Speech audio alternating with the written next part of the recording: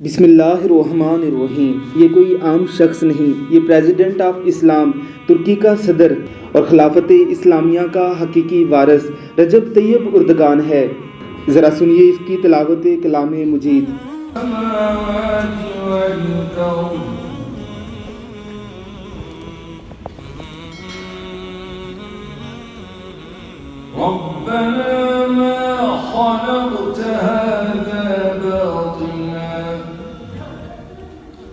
سبحانك فقنا عذاب النار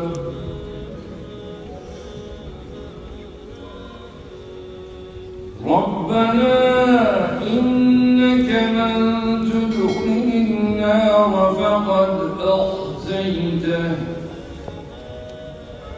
وما للظالمين من أنصار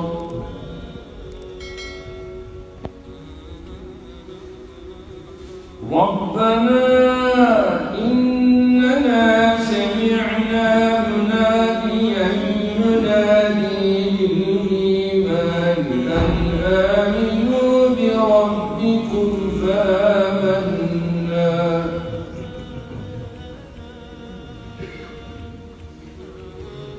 ربنا فاغفر لنا ذنوبنا وكفر عنا سيئاتنا وتوفنا مع الأبرار।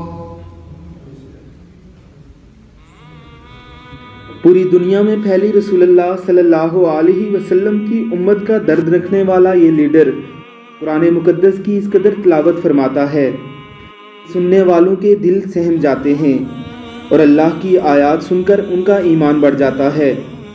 इस वक्त पूरी दुनिया के तमाम इस्लामी लीडरान में ये शख्स इस कदर मकबूल और इस कदर महबूब है कि अफ्रीका से लेकर एशिया तक, अमेरिका से लेकर यूरोप तक तमाम मुसलमान ही इसकी ज़िंदगी की दुआएं मांगते हैं। यही वजह है कि इसे प्रेसिडेंट ऑफ तुर्की के साथ साथ प्रेसिडेंट ऑफ इस्लाम भी कहा जाता है। अल्लाह रब्बुल इज़्ज़त की करोड़ों रहमतें हों तैयब उर्दगान पर। अल्लाह रब्बुल इज़्ज़त हमें भी ऐसे हुक्मरान अता फरमाए। आमीन सुम आमीन।